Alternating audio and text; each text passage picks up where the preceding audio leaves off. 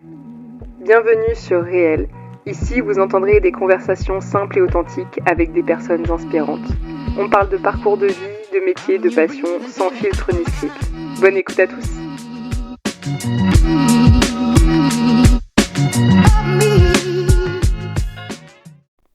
Hello à tous, bienvenue sur ce tout nouveau podcast. Aujourd'hui, je suis avec toi, Sorine. Comment vas-tu ? Bah écoute, ça va très bien et toi ? Ça va très bien en ce dimanche. Je suis ravie que tu sois là. On va parler de ton parcours. En fait, ce que je trouve intéressant, c'est que tu sais bien comment évoluer dans une structure. Donc, je trouve ça intéressant d'en parler. Du coup, ton métier, c'est responsable départemental. C'est toi qui m'as donné le nom. T'es dans une grosse association française. Est-ce que tu peux m'en parler dans le sens où c'est quoi l'objectif ? C'est dans la santé ? C'est ça ? C'est dans le bien-être ? C'est ça. Alors, je travaille pour une association française spécialisée dans l'activité physique. On s'occupe surtout des personnes qui ont des besoins spécifiques, que ça soit l'handicap, le grand âge et d'autres, sans rentrer dans les détails. Et notre objectif, c'est de pouvoir les aider à travers l'activité physique, que ce soit des objectifs d'isolation, de lutter contre cette isolation sociale, de leur apporter du bien-être, d'améliorer leurs conditions mentales et physiques aussi. Et voilà, je pense qu'on a dit le plus gros. Ok, donc c'est surtout handicap et grand âge. C'est ça les. C'est ça. Il n'y a pas de personne, par exemple, lambda, lambda, qui n'a pas de problème particulier, il ne sera pas forcément accueilli, je ne sais pas comment dire, dans votre association. Si je pense qu'il n'y a pas de problème, je ne saurais pas te répondre concrètement à cette question parce que je pense qu'il y a des personnes qui n'ont pas des soucis particuliers. Après, on est quand même de base spécialisé dans le handicap, le grand âge, Ok. mais on s'occupe aussi parfois de salariés, par exemple, qui ont besoin de stimulation physique sur leur poste ou de mieux comprendre comment diminuer les risques qu'ils peuvent avoir pour leur santé à travers leur travail. Ok, ouais, donc tu agis aussi, c'est trop intéressant dans par exemple, peut-être les postures avec les ordinateurs, les trucs comme ça. Exactement. Ok, stylé. C'est bien, ouais, c'est vraiment ça sert la cause de tout le monde. Je sais pas comment on dit. C'est utile pour la société. On va dire ça, ouais. Est-ce qu'on peut reprendre tes études ? Je sais pas si tu vas me raconter tes études. Et est-ce que ça avait un lien direct ? Tu m'as dit que tu avais fait STAPS. C'est ça, j'ai fait la fac de sport. Et au sein de la fac de sport, au bout d'un moment, on peut choisir une spécialité. Donc moi, celle que j'ai choisie, c'était l'activité physique adaptée et santé. C'est le nom de la spécialité en question. Donc à travers ces études, on apprend ensuite comment agir, comment intervenir auprès d'un public, comment gérer des projets avec ces publics-là.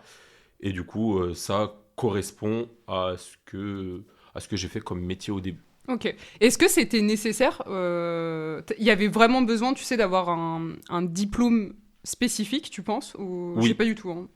Pour travailler en tant qu'intervenant au sein de l'association, il faut avoir ce diplôme précis parce que parfois on intervient dans des structures très spéciales comme des IME, des EHPAD, où ils ont besoin qu'on ait ce diplôme-là pour intervenir. Tout le monde ne pourrait pas intervenir. Ok.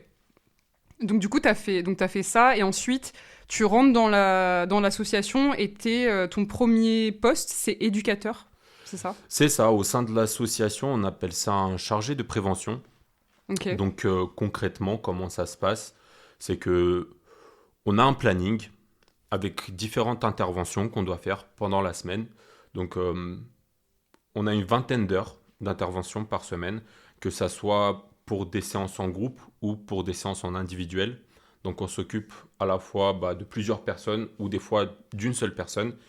Il y a des objectifs spécifiques par rapport à ces groupes-là et du coup nous on a notre petite voiture et puis on se déplace d'un point A à un point B, un peu comme un auxiliaire à domicile quelque part, sauf que nous c'est pour de l'activité physique. Ok. Est-ce que c'est, au tout début, quand tu commences, est-ce que c'est toi qui cherche je sais pas si on peut dire tes clients, mais est-ce que c'est toi qui déniche les personnes chez qui tu vas, ou est-ce que t'as déjà un portefeuille, tu sais, de... Concrètement, la façon dont on fonctionne, c'est qu'il y a un responsable sur les différents territoires qu'occupe l'association.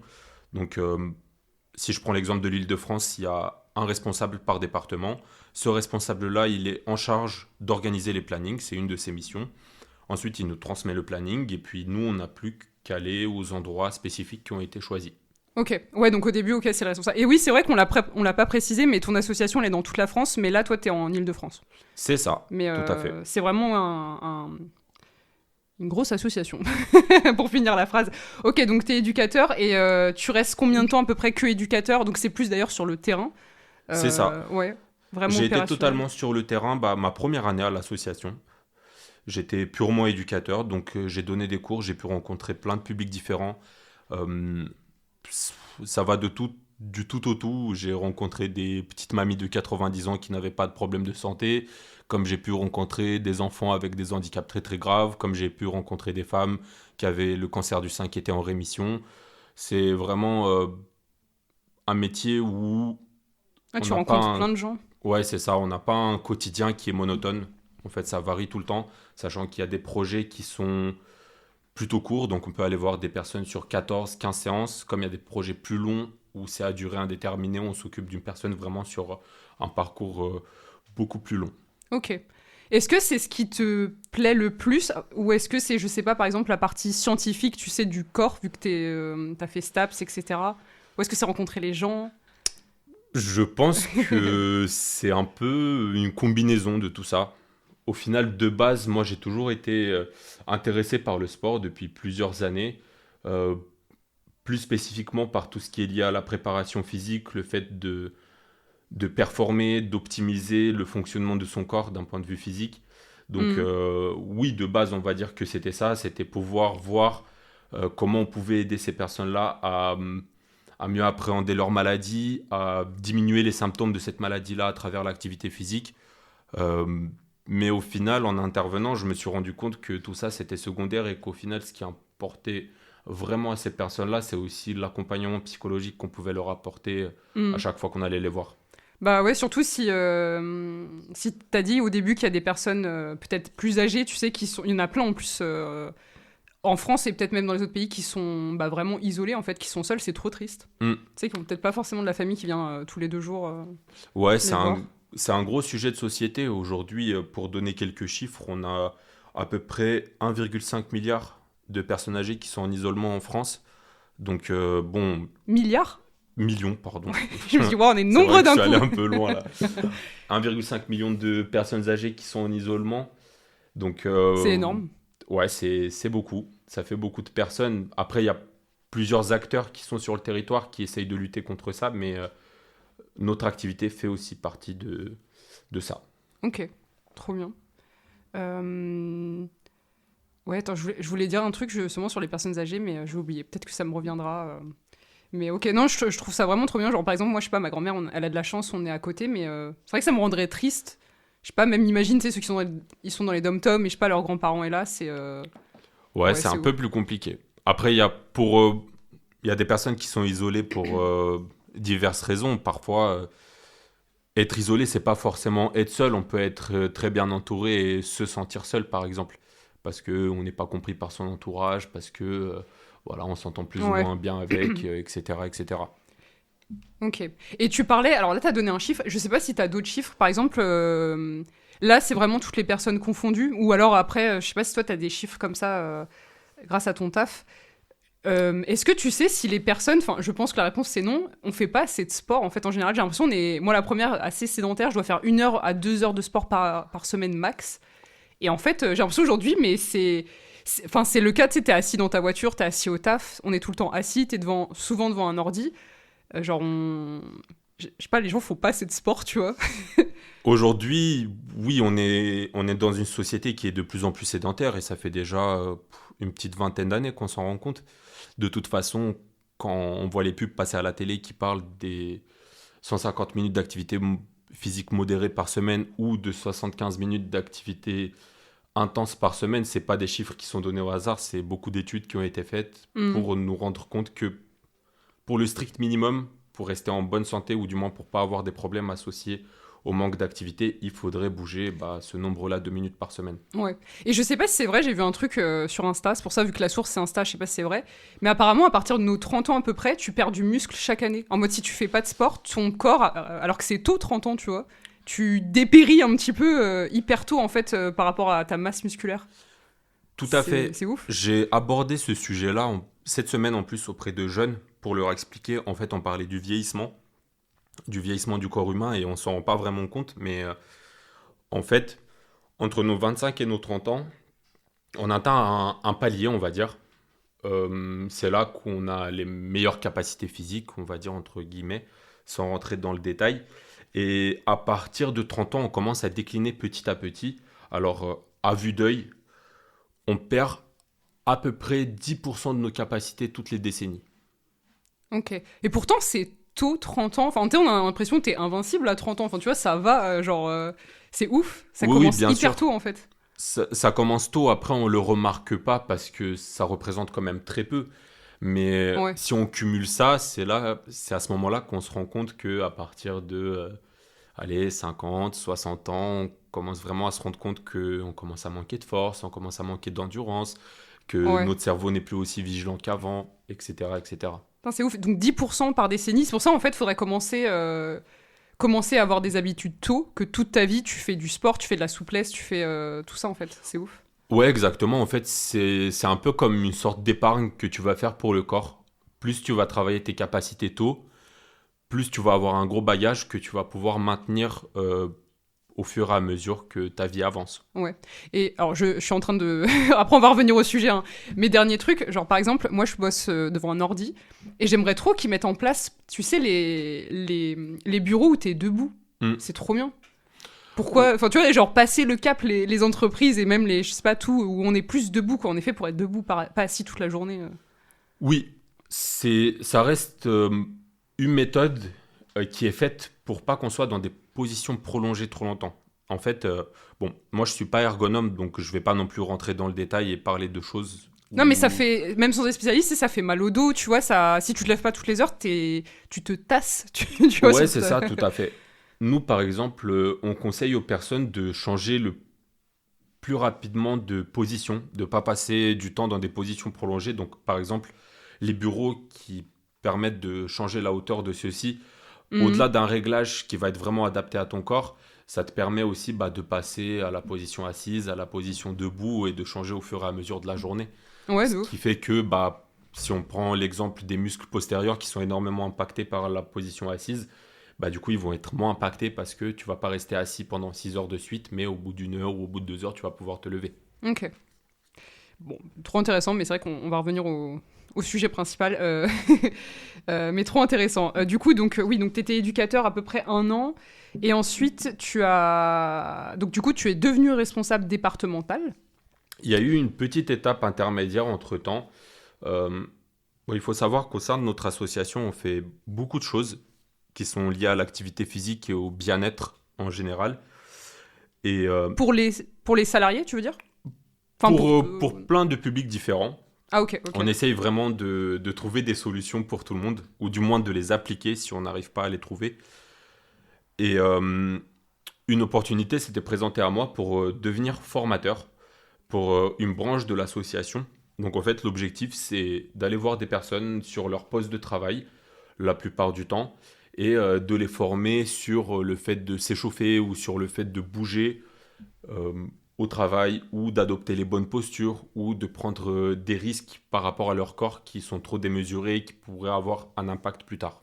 Ok. Donc au bout d'un an, j'ai eu ce poste-là et donc j'ai commencé à donner des formations auprès de différents publics. Bon, pour la plupart d'entre eux des salariés, mais j'ai pu voir des personnes qui sont très sédentaires, comme j'ai pu voir des personnes qui sont très très actives, qui au final se situent tous les deux à l'opposé.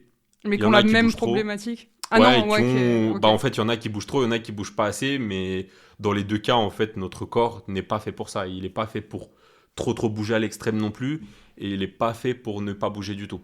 Ouais. Oui, j'avoue que quand tu dis trop bouger, c'est le sport, c'est ça? C'est. Pas forcément le sport, mais un exemple très concret, les personnes qui travaillent sur les chantiers, ils doivent soulever des charges très lourdes. Euh, Mm. Ils sont dans des conditions météorologiques qui sont pas adaptées, donc leur corps, il est soumis euh, à des problématiques qui font que s'ils prennent pas soin d'eux, bah, ils vont avoir des problèmes plus tard, et ils vont devoir le payer pardon, de leur santé, tout simplement. Ouais. En fait, ouais, c'est comme le capital solaire. C'est un capital, je sais pas, muscle, collagène, un capital santé global. Ouais, bah, bien sûr, tu as Ouais. toujours un capital pour tout, je pense, comme tu as un Mais... capital psychologique, comme tu Ouais, as un ouais. Non, capital mais c'est vrai. physique, etc. Ok. Donc, ouais, trop bien, en fait, c'est que tu as su saisir l'opportunité et te montrer à la hauteur. Et du coup, ils t'ont fait confiance. C'est ça, Ouais. on peut dire ça comme ça. Ok. Et est-ce que c'est pour ça, du coup, qu'après, tu passes, du coup, responsable départemental? Ça, c'était comment dire, la petite pierre qui t'a permis de step up? Je ne sais pas. J'ai toujours Je été sais pas. quelqu'un qui a aimé faire des choses différentes. Même si j'aimais beaucoup intervenir sur le terrain, je me suis toujours dit que aller chercher des nouvelles choses, sortir un peu de sa zone de confort, au sein de mon travail, je parle, me permettra d'acquérir de nouvelles compétences, bah, de développer mes connaissances aussi. Hmm. Et du coup, bah, au final, j'étais formateur. Et puis, quelques temps après, l'opportunité s'est présentée pour devenir responsable départemental d'un autre département d'Île-de-France. Et puis, j'ai saisi l'opportunité. Sur le moment, je n'étais pas vraiment convaincu que j'allais avoir le poste. Je me disais juste que j'allais passer l'entretien pour rester affûté, pour savoir répondre à des questions. Ah, t'y croyais pas trop? Bah, pas que j'y croyais pas trop, mais j'y étais allé sans forcément avoir des attentes. Je me disais pas que c'était l'objectif de ma vie sur le moment. Je me disais juste, ok, c'est un truc qui pourrait potentiellement m'intéresser. Pourquoi pas voir à quoi ça ressemble, pourquoi pas tenter ma chance. Et puis si ça aboutit, tant mieux. Si ça aboutit pas, bah, tant mieux aussi. Au final, j'étais déjà assez épanoui dans ce que je faisais. Ok. Ouais, donc c'était pour le mieux. Mais je suis d'accord avec toi, en fait, quand tu veux aussi évoluer, il faut savoir bah, sortir de sa zone de confort. Donc c'est bien que enfin, ça va avec l'ambition, quoi, que tu fasses ça. Tout à fait. Ok. Donc maintenant, ton poste, il est de ce que j'ai compris, t'es un peu moins sur le terrain, t'es plus un peu dans le management et dans l'administratif, où il y a, comment tu compartimentes, tu vois, est-ce que, est-ce que t'es encore sur le terrain, est-ce que c'est plus de la gestion, tu vois? J'ai toujours quelques interventions sur le terrain. Aujourd'hui, ça se compte en nombre d'heures. C'est beaucoup moins qu'avant. Concrètement, je suis sur le terrain à peu près 2 jours par semaine. Et ça va diminuer avec le temps encore plus. Mais pour l'instant, il me reste encore quelques heures. Mais maintenant, je suis vraiment dans la gestion qui est bah, tout ce qui se passe dans les coulisses au final de ces interventions-là. Ouais. Que ça soit le management des équipes, le contact avec les différents partenaires, la mise en place des programmes euh, et plein de choses qui n'arrivent pas forcément à ressortir là tout de suite. Mais Ouais, ouais, en fait, c'est d'autres missions différentes. Et voilà, c'est ça. ok. Faut être Et, très polyvalent. ouais. Est-ce que ça. Du coup, tu gères. Est-ce qu'il y a des personnes que tu gères toi ou pas? Oui, c'est ça. Ouais. Alors, concrètement, Est-ce que c'est dur, tu vois, de. Moi, j'ai jamais été manager, mais j'imagine ça doit être un truc qui est pas simple, tu vois, de deal avec d'autres personnes. franchement, non. Moi, Ok. ça va. Je trouve pas que ce soit difficile. Après, chacun aura un avis différent là-dessus, mais déjà, moi, j'ai eu un très bon manager quand j'étais arrivé à Ciel Bleu. C'était quelqu'un de très compréhensible qui était là pour nous. Quand on était sur le terrain, il essayait un maximum de nous rendre la tâche facile, de pas nous mettre dans des situations difficiles, typiquement avec des publics avec lesquels on ne serait pas à l'aise, etc. Il nous posait toujours des questions pour connaître notre bien-être, pour voir si on n'était pas fatigué par certaines choses qu'on faisait, etc. Donc je pense qu'il a eu une influence sur moi. Et Il était puis, bienveillant. il Non? était très Ouais. bienveillant, tout à fait. Et en fait, on a une façon assez spécifique de fonctionner au sein de notre asso, c'est que les personnes qui étaient nos responsables, ils sont eux-mêmes passés par le terrain avant. Donc en Ok. fait, ils ont une idée très très précise du quotidien d'un chargé de prévention. Ouais, ils comprennent ce que tu vis, ce dont tu Voilà, as c'est ça. besoin, ouais. Tout à fait. Donc en fait, gérer ces personnes-là, pour moi, au final, moi, j'ai pas vraiment l'impression de les manager dans le sens où je me sens pas comme leur N plus 1 ou comme leur grand supérieur ou je sais pas quoi. Pour moi, c'est juste que eux ils sont sur le terrain, moi je suis derrière et je gère tout ce qu'il y a derrière. Il y a eu des moments où il a fallu remettre des choses au clair, mais j'ai jamais eu de conflit, par exemple, avec un des chargés de prévention du territoire dont je suis responsable. Ok. Ouais, parce que c'est trop bien, parce que en tout cas, c'est peut-être ma vision des choses. Je sais pas si un jour je serai manager, mais tu vois, c'est un truc auquel j'ai déjà pensé. Je me dis, est-ce que c'est. Je sais pas, est-ce que c'est difficile, mais ça me rassure en vrai ce que tu dis. Ça veut dire que c'est juste que chacun a son poste. Toi, maintenant, après, t'as juste plus le même rôle.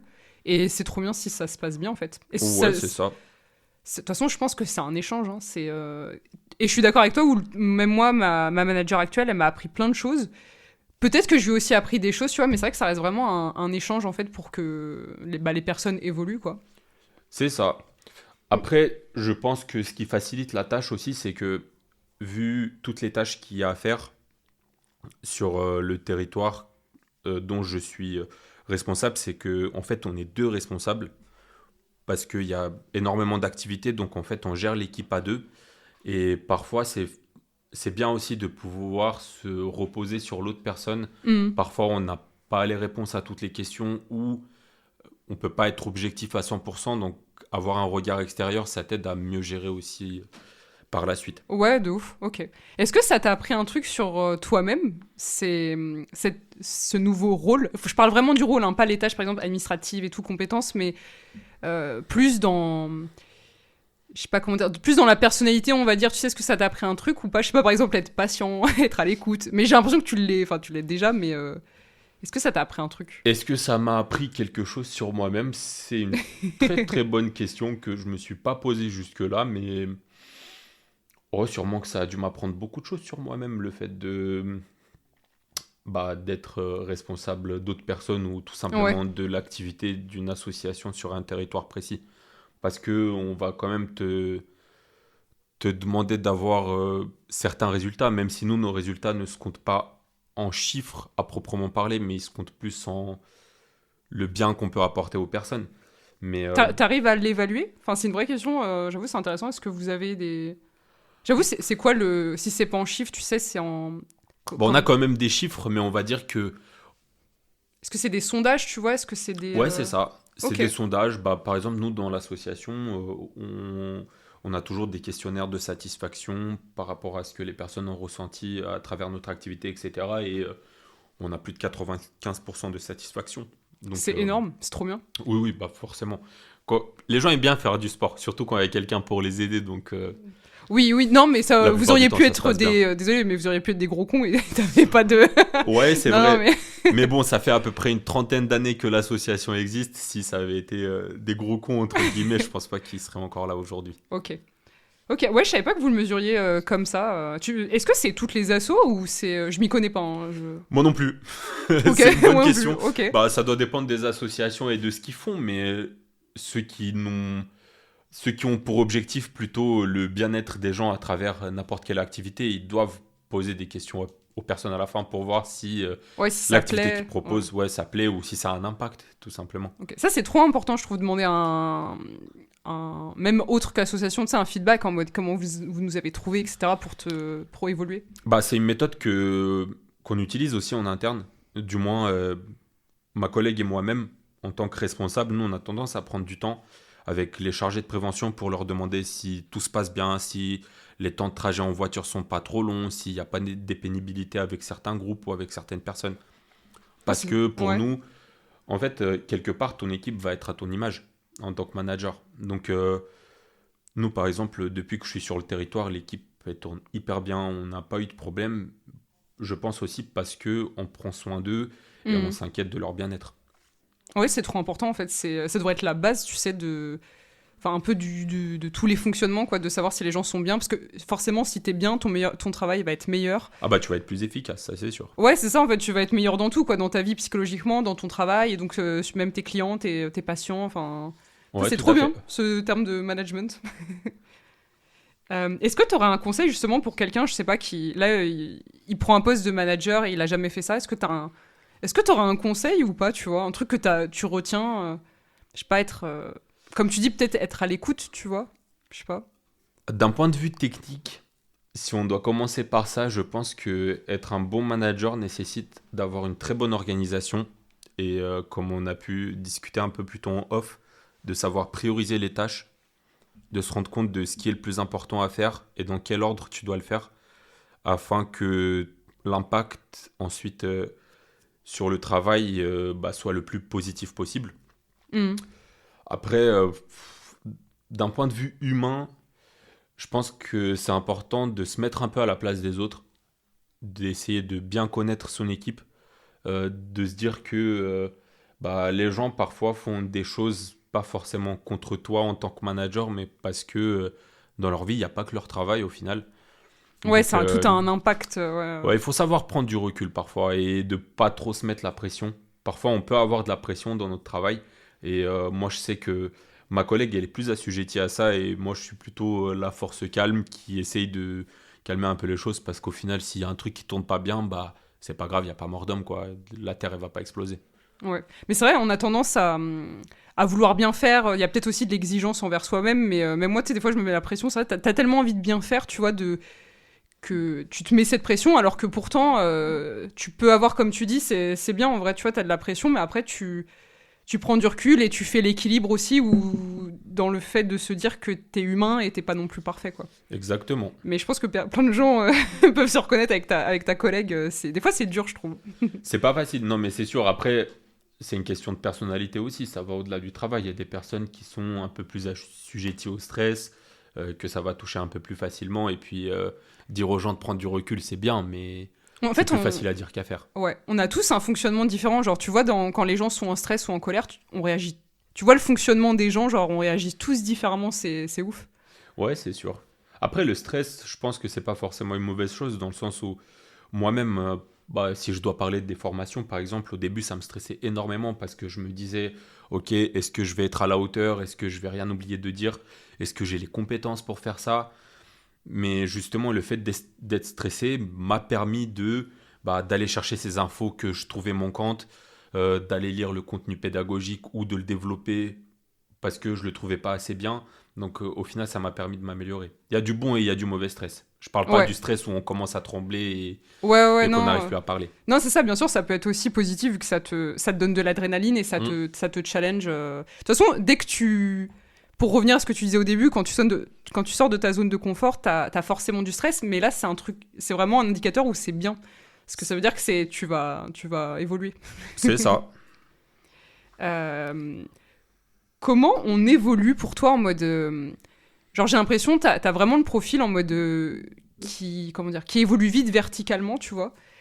Comment toi tu vois la chose pour bien évoluer, tu sais, en mode quelqu'un que je sais pas qui veut évoluer. Est-ce que c'est une question d'opportunité? Est-ce que c'est une question aussi de prise d'initiative? Par exemple, moi j'aurais dit prendre des initiatives, c'est bien, tu montres que t'es impliqué, etc. Est-ce que toi t'as eu une petite technique ou pas du tout? C'est juste ça se présente comme ça. Mm.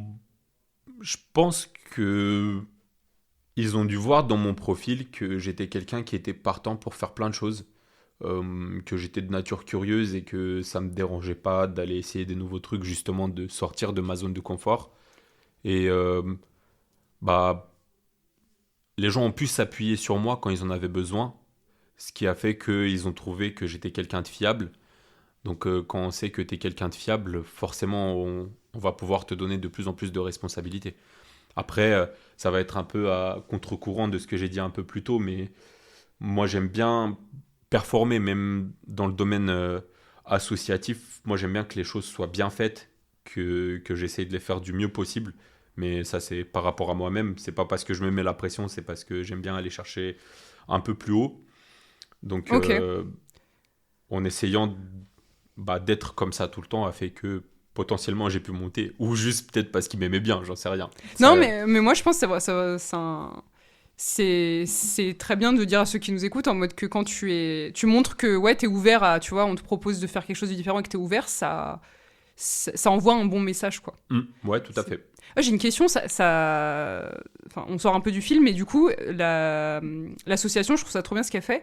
Est-ce que tu sais si c'est remboursé? Genre pour les personnes âgées et tout Non. Non. Aujourd'hui, l'activité physique n'est pas remboursée par la Sécu, malheureusement. On est toujours en train de se battre pour ça à différentes échelles.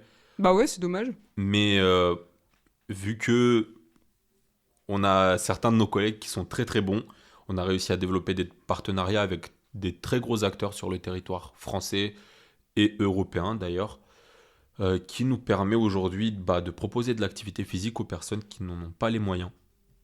Ok. Et ceux qui ont les moyens, ils ont les moyens, donc ça va. Ouais.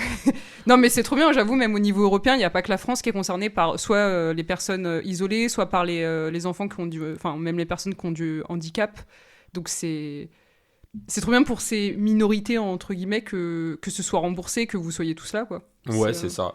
En fait, un des credos de l'association, on va dire, c'est que l'activité physique doit être accessible pour tous. Donc, quand on parle d'accessibilité, on parle déjà d'accessibilité géographique, pouvoir faire de l'activité en étant près de chez soi, d'un point de vue financier, mais d'un point de vue aussi ton état de santé, tout simplement.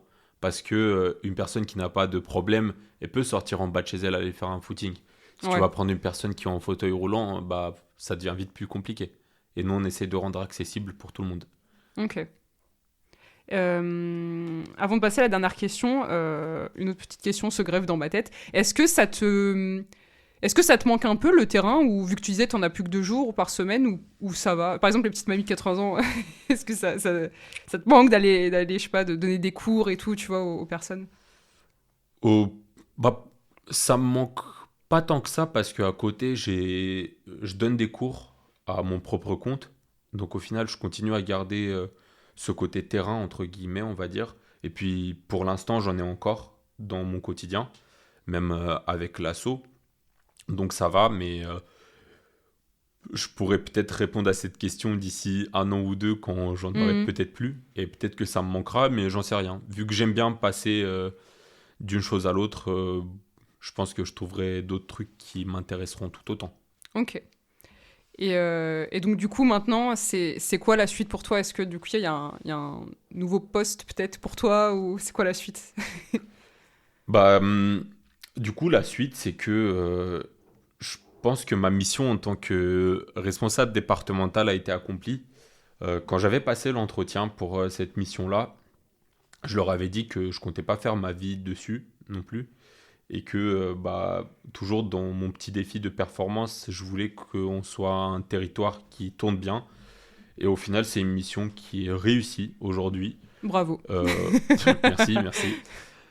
Et donc, une autre opportunité s'est présentée à moi pour que je sois responsable interrégional d'une branche spécifique qui est liée justement aux formations.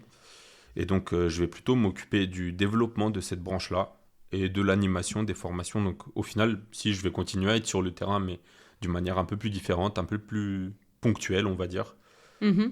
Et c'est une évolution qui, quelque part, ça ressemble un peu à ce que je fais aujourd'hui, mais je vais travailler un peu plus de manière indirecte avec mes autres collègues. Ok. Plus formation, du coup, comment dire, posture ou... On a énormément de formations différentes. Ok, t'occupes de toutes? C'est ça. En fait, l'objectif, ça va être plutôt de coordonner toutes ces actions de formation sur l'Île-de-France et sur le Nord. Et de répondre aux besoins des différents partenaires qu'on a, de trouver des nouveaux partenaires, de voir ce qu'on peut mettre en place ensemble, etc. D'accord, trop bien. Donc, nouveau challenge, nouvelle page. Exactement. Ok, écoute, je trouve ça formidable comme association. Je te souhaite de t'épanouir dans ce nouveau poste, de cette nouvelle branche. Merci à toi de m'avoir reçu en tout cas. Est-ce que ça t'a plu, ça va? Ouais, c'est pas mal, c'est un bon exercice.